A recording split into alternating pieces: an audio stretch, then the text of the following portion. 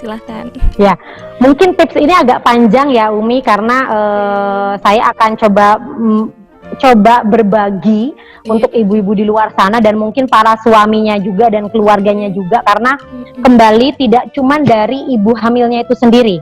Motivasi dari seluruh keluarga, teman-teman terdekat, orang-orang terdekat itu sangat penting. Oke. Dimulai dari saat saya merencanakan anak kedua ya. Tadi di awal saya sudah cerita kondisi anak pertama saya sampai dengan melahirkan seperti apa. Nah, untuk hamil anak kedua, saya itu belum berani begitu saja melepas kontrasepsi dalam rahim. Saya menggunakan IUD ya setelah melahirkan anak pertama itu sampai 5 tahun. Di 5 tahun itu saya masih trauma dengan operasi sesar. Kenapa trauma? Karena saya itu di ruang operasi pingsan. Ya, nggak tahu ya kalau orang di luar, nggak tahu ibu-ibu yang pernah tahu. Tapi saya sendiri anestesi itu sudah di tubuh saya tiba-tiba tidak sadarkan diri sesaat. Saya nggak tahu berapa lama, namanya pingsan kan kita nggak tahu ya berapa lamanya ya. Iya, betul. Saya cuma mendengar di akhir kesadaran saya mendengar perawatnya itu memanggil-manggil saya, ibu bangun, ibu bangun. Baru saya terbangun. Nah dari situ saya mikir, loh saya barusan kenapa? Gitu ya, jangan-jangan saya pingsan. Nah dari situ saya tuh trauma, saya tidak mau melahirkan dioperasi lagi gitu loh. Nah dari situ dalam 5 tahun saya berpikir bagaimana caranya supaya saya bisa lahir normal. Selalu terngiang-ngiang di benak saya. Nah semakin majunya ilmu pengetahuan, semakin banyaknya media sosial terutama Instagram yang menyebarluaskan tentang gentle birth ya di Indonesia terutama, karena mungkin kalau kita bicara luar negeri gentle birth sudah banyak dilakukan di sana.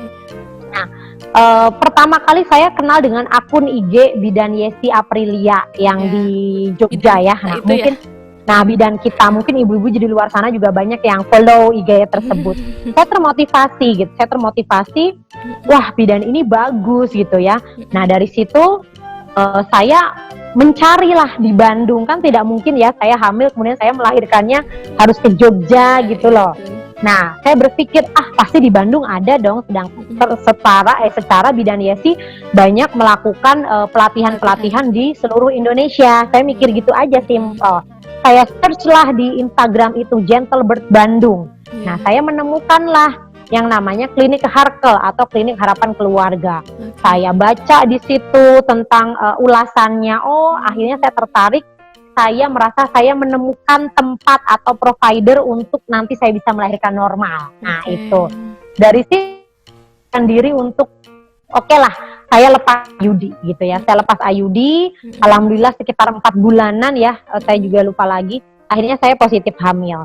Nah, dari mulai positif hamil saya sudah berencana, memang sudah tertanam di benak saya dan hati kecil saya mau lahir normal gitu ya. Dan tentu saja itu sudah saya bicarakan dengan suami saya dan keluarga saya, terutama orang tua gitu ya. Itu selalu menjadi motivasi positif untuk saya. Nah, saya selalu mencari info tentang VBAC. Ya tadi akhirnya saya dapat seminarnya, saya datang ke Klinik Harkel, kemudian ternyata yoga hamil itu juga bagus, prenatal yoga gitu ya.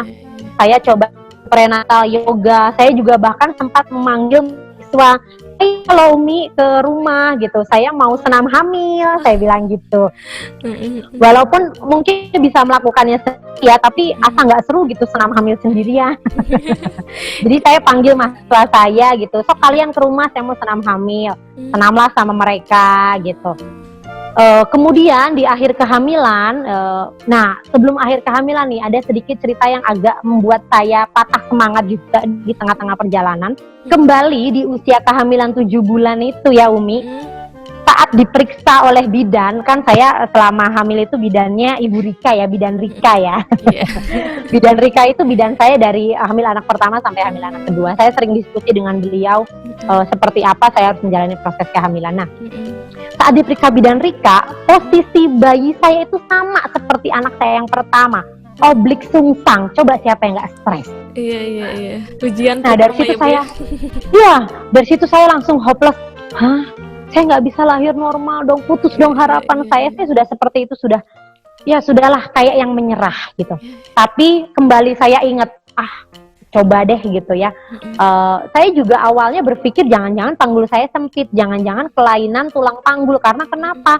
Kok bayi saya menempati posisi yang sama begitu loh. Karena kan kita tahu teorinya ya, kenapa kok hamil pertama dan kedua di posisi yang sama gitu. Jangan-jangan kan gitu. Nah, karena saya memang belum tahu, harusnya dulu cek panggul dulu gitu ya sebelum hamil gitu. Kan saya juga belum tahu, taunya juga pada saat ikut seminar dengan dokter ya sudah. Akhirnya saya ikhtiar kembali. Ikhtiar, kita lakukan Keneces setiap hari, sebulan sekali, 2 minggu sekali saya US gitu ya. Terus kemudian Keneces, terutama Keneces yang paling sering saya lakukan setiap habis sholat itu selalu Keneces sambil kita berzikir gitu. Itu ikhtiar dan doa-doa yang saya panjatkan. Alhamdulillahnya tidak menyangka di umur kehamilan, kalau nggak salah di 34-35 minggu kalau nggak salah ya, 34 sekitar 35, itu saya USG. Saya terkejut, kata dokternya sudah muter katanya gitu kan. Saya asa nggak percaya gitu ya pada saat di USG, gitu beneran dok. Nah ya alhamdulillah ya, mukjizat sekali. Saya sampai nggak percaya, masa sih dok gitu ya, ini apa bener ini udah kepala. Oke, dari situ setelah pulang gitu ya, saya minta diperiksa lagi sama bidan Rika untuk meyakinkan bener nggak sih itu kepala gitu ya. Kan kalau sama dokter nggak dipalpasi ya, nggak bisa dengan tangan tapi hanya USG. Akhirnya kata bidan Rika, iya bener ini kepala katanya gitu. Dari situ saya mulai saya siap lahir normal. Dari situ saya mulai latihan untuk sering jalan gitu ya, sering jongkok. Tapi karena waktu itu kata bidan Rika di usia kehamilan 36, 37 sampai 38 minggu itu sampai 37 lah, itu kepalanya masih di atas, masih tinggi. So, akhirnya saya diberitahu, sok sering jongkok berdiri, jongkok berdiri gitu. Pagi dan sore lakukan semampunya. Kalau bisa 10 kali. Kan 10 kali nggak kuat ya, namanya ibu dengan menggembol perut besar. Ya semampunya saja. Selain dengan kita sering berjalan, saya lakukan itu berdiri jongkok untuk mempercepat penurunan kepala gitu ya. Alhamdulillahnya di menjelang persalinan kepalanya memang sudah di bawah sekali. Berarti itu membuktikan saya tidak panggul sempit. Gitu. Kepalanya sudah di bawah sekali, sampai saya itu mengalami his palsu atau kontraksi palsu itu dari umur 7 bulan itu sudah mengalami. Seletit-seletit mules itu sudah saya alami. Lebih sering saya rasakan di usia kehamilan 8 ke 9 bulan ya, di akhir-akhir menjelang persalinan. Nah, dari situ karena saya sudah yakin ingin lahir normal, awalnya kan saya ingin lahir di klinik Harkel ya. Saya sudah jatuh cinta sebetulnya dengan klinik Harkel itu karena sudah sesuai dengan keinginan saya gitu. Saya kok lihat ruangan persalinannya tuh merasa nyaman, apalagi lihat ruang perawatannya, terus kan di sana sangat religius sekali ya. Betul. Dibilang nanti ibu kalau mules, ini kan ruang mules, ibu bisa milih, ibu mau dengerin musik klasik atau ibu mau mendengarkan murotal, silahkan gitu ya. Saya sudah jatuh cinta, tapi saat saya diskusi dengan suami, kami berpikir lagi, kalau sampai melahirkan di klinik Harkel, kemudian terjadi hal-hal yang tidak kita inginkan, sudah utarakan, dok saya pengen lahir normal nantinya. Bisa saja bu, kata dokternya, nanti kita lihat perkembangannya. Nah alhamdulillah, ya semua berjalan seperti yang kita inginkan dengan tadi tetap ikhtiar tetap harus kita lakukan ya. Berusaha dan berdoa itu penting ya. Tadi keluarga mendukung semua. Alhamdulillahnya pada saat waktu itu datang gitu ya, mulesnya datang, pembukaannya sudah terjadi gitu ya. Ya akhirnya saya mengikuti juga resep dari bidan Rika. Karena kan kita tidak mau berlama-lama di rumah sakit ya biasanya ya. Ini juga tips mungkin untuk ibu-ibu yang lain. Kalau misalnya sudah ada tanda-tanda persalinan itu kan sudah tahu mungkin ya tanda-tanda persalinan seperti apa. Nanti mungkin Umi juga bisa bahas nih di channel YouTube-nya supaya ibu di luar sana lebih paham tentang tanda-tanda persalinan seperti apa. Karena kita tahu teorinya sehingga saya coba menerapkan. Jadi saya tuh tidak datang ke rumah sakit waktu masih cuman his-his biasa atau mulus-mulus biasa. Saya sampai minta bidan Yuliana juga tuh untuk periksa saya udah pembukaan berapa biar saya ke rumah sakitnya nggak terlalu lama gitu. Akhirnya jam 2 siang saya datang ke rumah sakit, nyampe di IGD tuh jam 2 siang, jam 10 malam saya melahirkan. Oke. Cukup Nah, gitu. Jadi kan cepat ya Bu ya. waktunya cukup lah ya, gitu. Apalagi untuk anak kedua. Nah, mungkin walaupun saya melahirkan anak kedua, Iya. tapi serasa melahirkan Iya, iya. jalan lahir yang biasa atau kita sebutnya pervaginam ya. Jadi ya begitulah, saya baru merasakan mulut yang luar biasa dan Iya. Oke. cerah karena tadi merasa bahwa aduh sakit luar biasa, udahlah di SC lagi saja. Nah, itu jangan sampai keluar ya.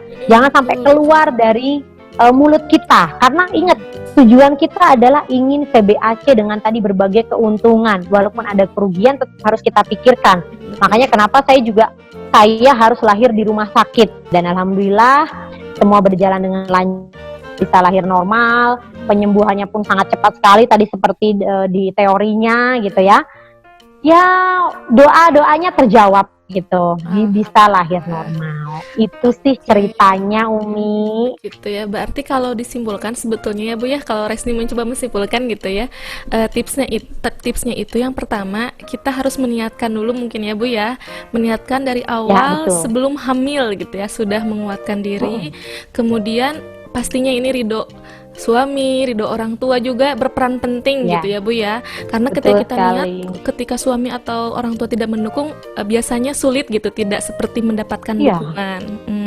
Kemudian yang ketiga, cari ilmunya Ibu kan mengikuti seminar gitu ya, lihat-lihat di Instagram, kemudian cari atau tenaga medis atau instansi kesehatan yang mendukung untuk PBAC ini gitu ya Bu ya. Iya betul sekali, betul. Ada tambahan mungkin Bu untuk tips ini? Dan meyakini sih, intinya sih kalau saya Bu pernah dulu ya anak kedua plasenta previanya tuh total, udah kebayangan pasti sesar gitu. Tapi saya betul. Ilmu kesehatan ini bukan ilmu pasti gitu ya. Saya meyakini bayi saya bisa lahir normal gitu, dan alhamdulillah ketika diperiksa lagi plasentanya dalam jarak dekat, sebetulnya plasentanya sudah naik ke atas dan bisa lahir normal gitu Bu. Berarti harus kuat banget kita meyakini gitu ya. Terapi diri sendiri ya. Afirmasi positif. Ya betul Mi, itu penting.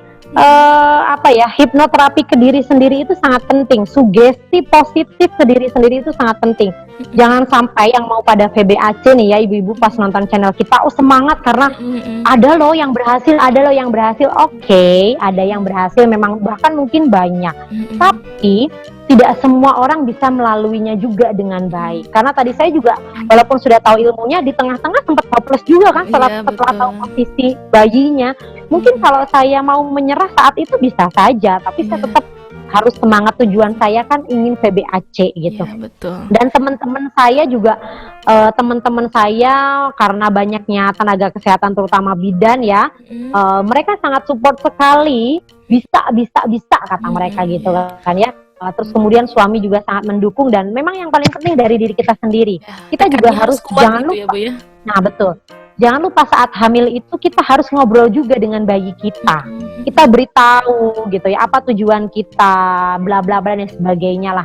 Karena kan bayi tahu ya, saat diajak bicara, saat diajak komunikasi itu dia mendengarkan. Gitu. Insya Allah sih kalau misalnya motivasi kita kuat, semua mendukung yang tadi sudah Umi simpulkan, insya Allah VBAC bisa berhasil untuk ibu-ibu di luar sana yang ingin persalinannya normal, walaupun sebelumnya pernah operasi sesar. Dan Bu mungkin ada yang berpikiran seperti ini, Bu Dierima baru sekali sesarnya, jadi bisa aja PBAC. Tapi saya pernah bertemu sebetulnya Bu, melihat gitu ya, yang beberapa kali PBAC tapi bisa lahir normal gitu ya. Tentunya tadi sudah melewati berbagai ikhtiar gitu, tidak seketika seperti itu. Nah, saya keingetan Umi, ada poin penting pada saat seminar VBAC itu Dokter Oki menjelaskan, karena tadi saya bilang tidak semua SPOG atau dokter kandungan itu pro atau mereka setuju dengan VBAC gitu ya. Nah, dan kalau yang pro VBAC pasti beliau sangat mendalami Bagaimana sih seorang pasien ini yang awalnya sesar harus VBAC? Makanya tadi saya bilang kita harus cari provider atau tenaga kesehatan yang betul-betul mendukung kita gitu. Jangan salah pilih, misalnya nanti ketemu ada dokter aku mah nggak setuju VBAC, setujunya seksio gitu, setujunya sesar lagi, padahal kita pengen normal. Ya kita coba cari dong second opinion gitu ya, atau plan B gitu, cari dokter yang penting sekali kita cari provider atau tenaga kesehatan atau fasilitas kesehatan yang mendukung. Kalau Dokter Oki pernah menyampaikan begini, pada akhir kehamilan ya, ada menjelang persalinan di usia kehamilan di 38 gitu ya, sampai 39 minggu, itu akan dilihat, saya lupa bahasanya karena itu bahasa medis dokter ya. Jadi ada yang namanya garis apa gitulah, dia di ketebalannya. Nah, rahimnya ya. Ya, jadi ketebalan apalah gitu. Kalau nggak salah ada kalau nggak salah ada di slide share. Coba saya cek dulu ya. Ini kan tadi yang Umi bilang ya harus berapa kali sih yang dia awalnya sesar kemudian bisa normal. Di sini ada kelompok risiko rendah, risiko sedang, dan risiko tinggi gitu ya. Risiko rendah sudah ada penjelasannya jika 1 kali, termasuk saya ya. Saya itu masuk ke dalam risiko rendah. Kemudian saat mulainya persalinan berlangsung spontan, tidak memerlukan induksi. Nah, saya memang tidak dilakukan intervensi apapun. Pada saat saya di rumah sakit, saya hanya dibiarkan begitu saja, normal, alamiah, tidak ada infus sama sekali. Tidak ada yang namanya obat-obatan yang saya konsumsi, itu nggak ada. Memang dibiarkan begitu saja berjalan alami gitu ya, Bu. Ya. Betul, tidak terdapat kelainan pola denyut jantung, jelas. Alhamdulillah, kita juga harus selalu cek bunyi jantung bayinya. Alhamdulillah normal. Kemudian riwayat persalinan pervaginam pasio. Nah, ini termasuk risiko rendah. Saya termasuk ke dalamnya. Yang kedua risiko sedang. Risiko sedang masih bisa juga. Pernah diinduksi, dia diinduksi pada mau VBAC-nya tuh diinduksi ya. Kemudian diinduksi bahasanya mungkin kalau orang awam itu diinduksi ya, kalau orang awam taunya mungkin ya diberi obat perangsang mules. Nah gitu, dirangsang mules. Terus kemudian lebih dari 2 kali persalinan dengan seksio gitu. Nah kemudian jarak dari SC sebelumnya ke persalinan sekarang kurang dari 18 bulan. Itu masuk risiko sedang. Risiko tingginya tadi denyut jantung bayinya tidak bagus ya, kemudian terjadi perdarahan, dan pada 2 jam tidak ada perubahan pembukaan porsio atau pembukaan kalau melahirkan kan ada pembukaan 1, 2 sampai dengan 10 ya. Jadi pembukaannya tuh nggak maju gitu. Nah ini kan ada referensinya, nanti bisa dibaca juga mungkin sama penonton channel Bilik Umi. Nah ini untuk penilaian keberhasilannya, ternyata memang ada scoringnya. Jadi dokter SPOG sudah mempelajari VBAC, itu sudah tahu skor pasien ini berapa sehingga bisa dilakukan lahir normal gitu. Nah misalnya skornya ternyata tidak mencukupi atau tidak bagus, ya tidak disarankan gitu untuk melahirkan normal. Ini skornya. Terus kemudian, nah tadi skornya kan sudah ada ya, jika dia 0 sampai 2 angka keberhasilannya sekian. Nah kalau skornya bagus ya, sama kayak kalau kita dapat nilai bagus berarti kan ya hasilnya bagus. Sama kalau skornya semakin besar, angka keberhasilan untuk lahir normal pun semakin besar. Oke Ibu, luar biasa. Ini mah rumpi rasa seminar, ya Allah. Aku jadi kangen ada di kelas sama Ibu. Itulah Umi kira-kira pengalamannya. Iya luar biasa. Ini saya banyak banget Bu dapat ilmu dari Ibu. Ini kan benar ya, saya nggak salah gitu ketik Ibu tuh penggabungan antara ilmu dan pengalaman gitu ya Bu. Ini menariknya ini gitu, luar biasa. Ya, alhamdulillahnya sih karena kalau saya mau tentang apapun selama saya pernah pelajari, saya coba aplikasikan ke diri saya gitu. Dan kalau itu berhasil, saya akan senang memberikan tips-tipsnya kepada masyarakat luas, karena saya saja bisa, kenapa Anda tidak, begitu. Betul Ibu, luar biasa. Semoga ini jadi tabungan amal lah buat Ibu ke depan gitu ya, karena udah berbagi ilmu. Oke Ibu, terima kasih banyak. Sebentar lagi kita akan menginjak asar sepertinya ya Bu ya, kalau di sini. Betul, sebentar lagi memang. Oke, iya. Terima kasih banyak Ibu. Mudah-mudahan nggak kapok ya ngerumpi sama saya. Rumpinya ini nanti kita cari topik lain ya. Oke, siap. Nanti kita tanya penonton nih mau topik apa gitu ya dari Ibu. Boleh. Siap. Ibu, terima kasih banyak. Selamat kembali beraktivitas. Mudah-mudahan banyak ibu lain yang dengan nonton Bilik Umi ini bisa berhasil PBAC-nya. Amin. Yap. Mudah-mudahan ilmunya bermanfaat, sharingnya bermanfaat. Nanti kalau misalnya di Bilik Umi ini banyak pertanyaan tentang PBAC, nanti kita bisa sharing ya Umi ya. Kalau ada pertanyaan-pertanyaan yang terjawab, nanti kita coba untuk membantu memotivasi ibu-ibu di luar sana bagi yang ingin PBAC begitu. Iya, siap Ibu. Ibu terima kasih banyak, senang banget. Sama-sama. Dadah. Alhamdulillah, Rumpi Sehat kali ini luar biasa ya, sangat menarik. Rasa-rasanya ini seperti webinar ya, bukan lagi Rumpi Sehat. Nah, mudah-mudahan banyak sekali ilmu yang bisa didapatkan di Bilik Umi ini, di Rumpi Sehat, dan bisa dibagikan ya. Saya mohon teman-teman untuk like, share, dan komen untuk pertanyaan boleh, atau masukan tema selanjutnya bersama Bu Dieri, dan tentunya boleh di subscribe. Terima kasih banyak. Assalamualaikum warahmatullahi wabarakatuh.